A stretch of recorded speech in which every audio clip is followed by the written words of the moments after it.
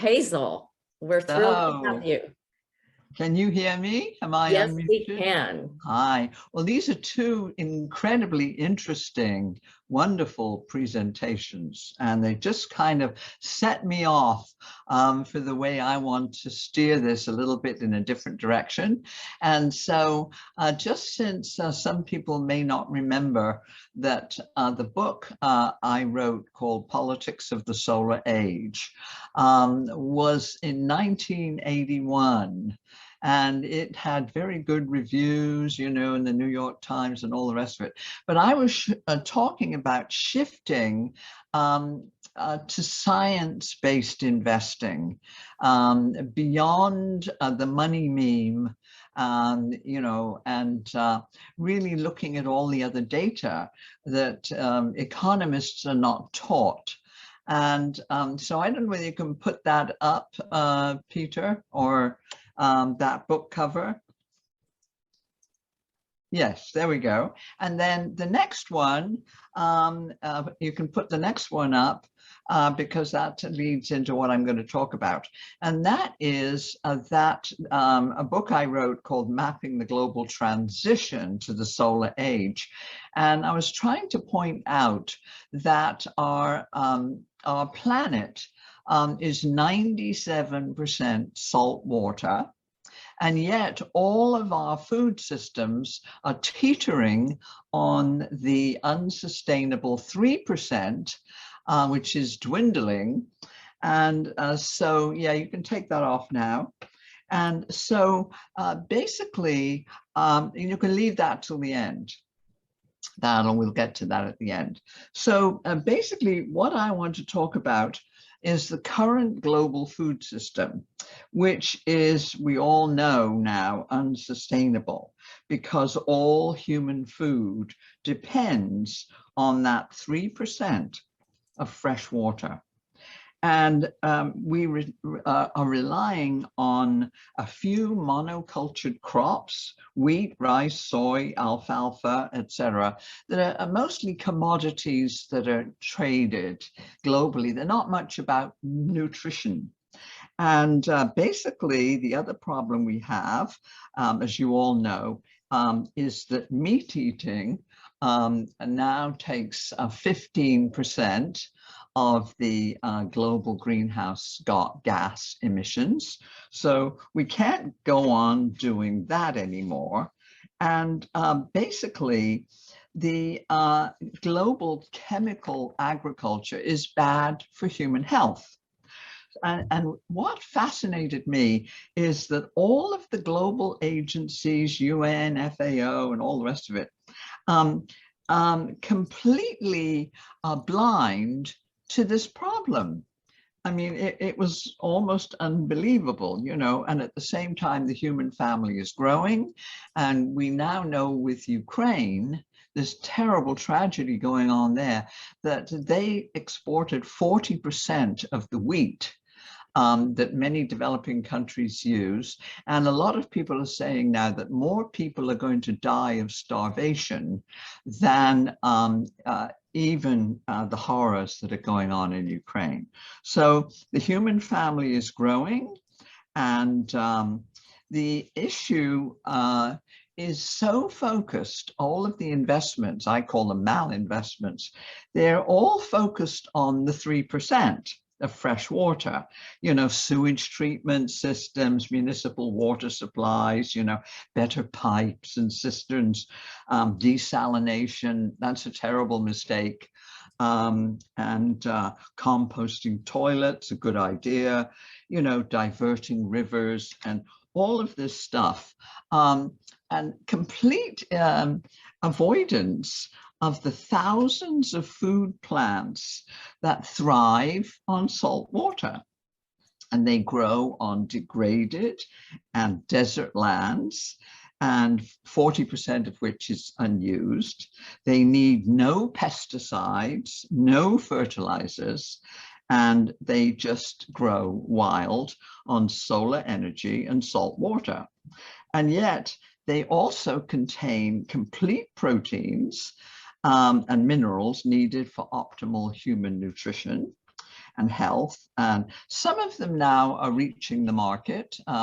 Probably the one you know the best in our supermarkets is quinoa, the grain that's in the supermarkets, but there's also China's salt-tolerant rice, which has a premium price because it's so delicious.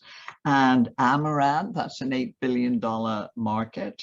And the new one that's coming along now that I'm getting people to look at as an investment is Salicornia, otherwise known as, let's see, they call it saltwater asparagus, and it's absolutely delicious. And a lot of restaurants now are serving this, and many gourmet chefs are also serving this. So all this is completely ignored by mainstream investors. And if you want to know any more about halophytes, just go to our website and click on the page marked halophytes, and you can see all the pictures of what they look like and all of that, you know. So 22 countries already grow halophytes and have done for thousands of years. There's about 10,000 varieties. Many are now hybridized for human foods. And basically, these plants happen to have deeper roots that capture ambient CO2 and restore it to the soils, which is nature's way of doing things. And so basically expanding global food supplies with these overlooked and almost unused plants in the global system, is a huge opportunity. And basically some of them are being packaged and marketed now. You've probably seen jackfruit in your department stores, and that grows on trees, wild.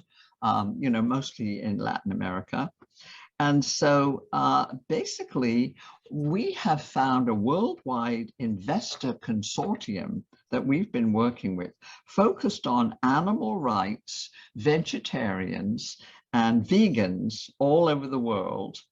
And they have a collective 48 trillion of AUM. And they pretty much alone are the ones who have been investing in the 200 startups in plant-based foods and beverages. And as you know, that's an enormous growing market now. And so basically shifting from livestock production of meat to this healthier form of diet, that, the Lancet, the EAT Lancet I think, says that we should cut meat production by at least 50%. And of course, a lot of the meat producers are now doing it. And I love to quote the CEO of Tyson Foods.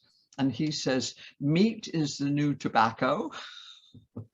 And he has begun to realize that it's much cheaper and more efficient for Tyson to grow plant-based substitutes for, plant-based chicken nuggets or whatever, than it is to try to raise chickens and put all those antibiotics in them. And every now and then, they'll have some wipeout of one kind or another. So this is just a basic common sense. And I and my colleague, the NASA chief scientist, Dennis Bushnell, he has a very, very detailed presentation, which is on our site. And hopefully we can get investors also to take a look at this. And, the thing is that we may not need all the fertilizers that we're using.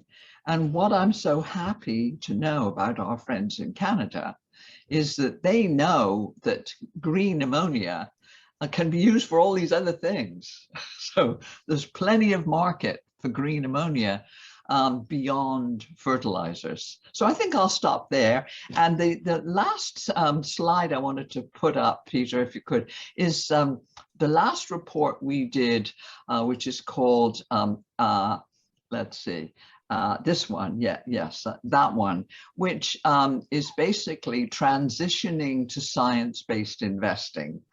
And we try to wrap all of this up in one place.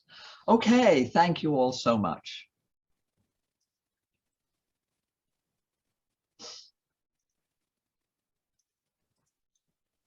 So thank you so much. I mean, talk about ahead of your time. I mean, I don't remember anyone in 1991 talking about this besides you. So thank you. And how things have changed, right? I mean, now, as you said, these fast food restaurant chains are offering meat alternatives, you know, beyond meat burgers, et cetera, et cetera. Yeah, absolutely. Yes. So, and where do you see, I mean, 40 trillion is a huge amount of money to go. Where do you see it going though from here? Where I see it going, basically, this huge AUM of 48 trillion is a global consortium, including like Temasek, you know, the Sovereign Wealth Fund of Singapore. So these are big players.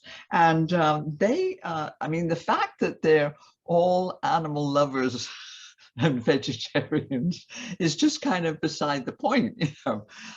This is where they think the money's going.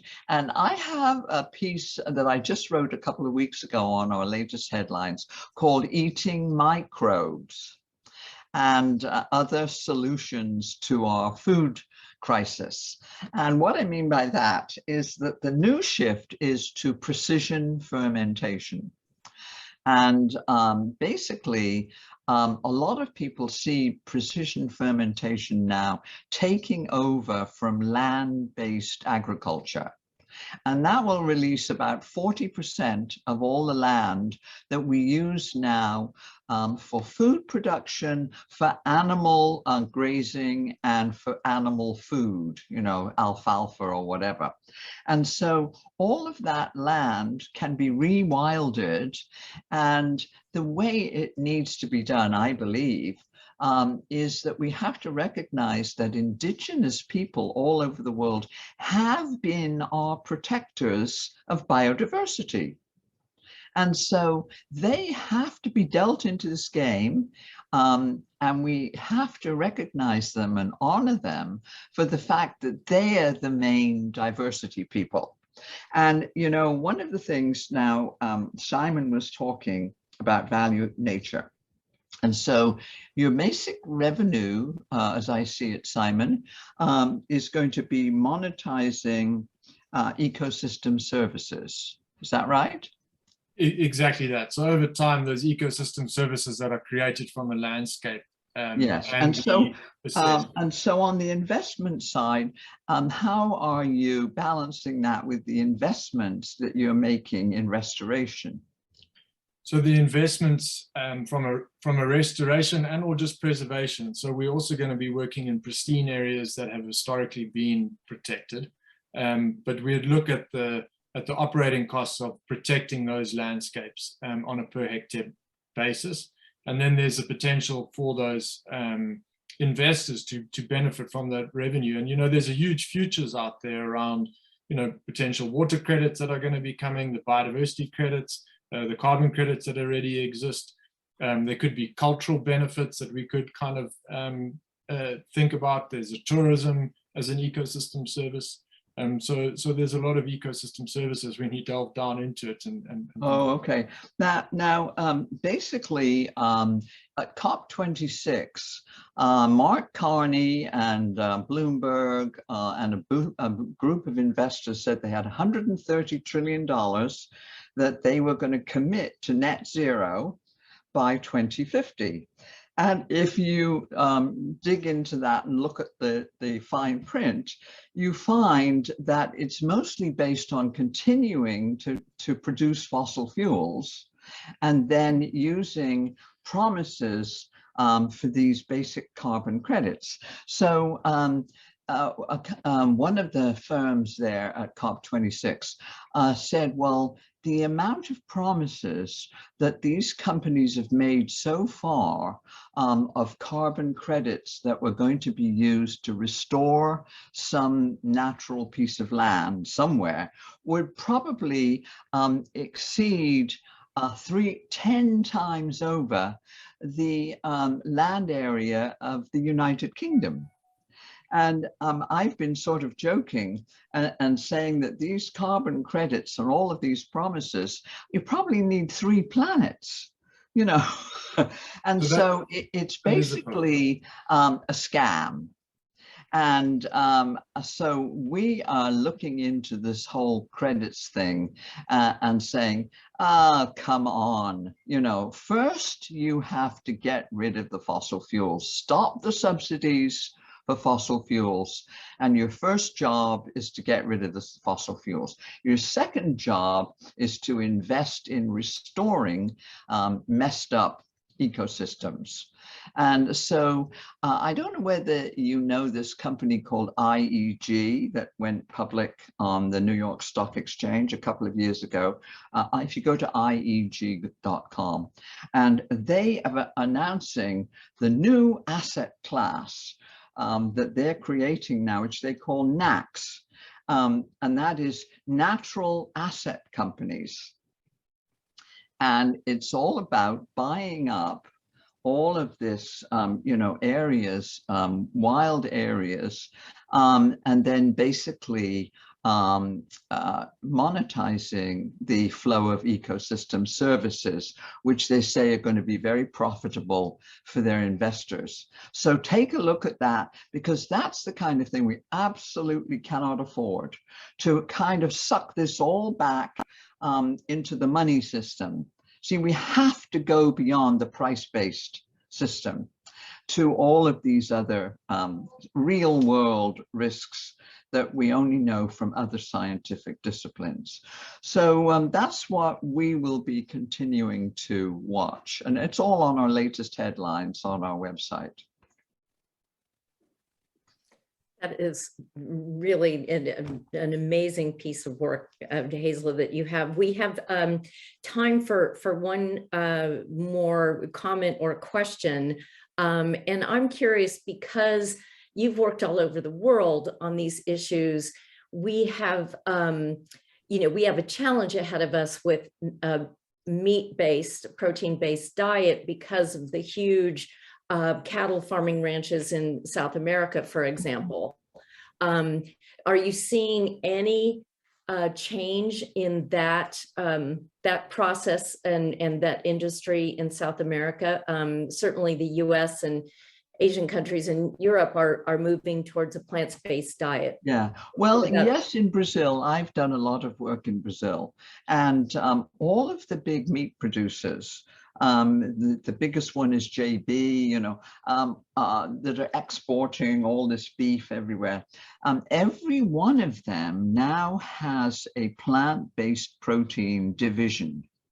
So you can see, you know, that they're hedging their bets. Right, and that is finance driven, right? Oh, I yeah. mean, it's all back to how can we make money? Yes, absolutely. Absolutely. Hazel, thank you so much. It is such a you. pleasure to have you here today. Oh my gosh, what a treat.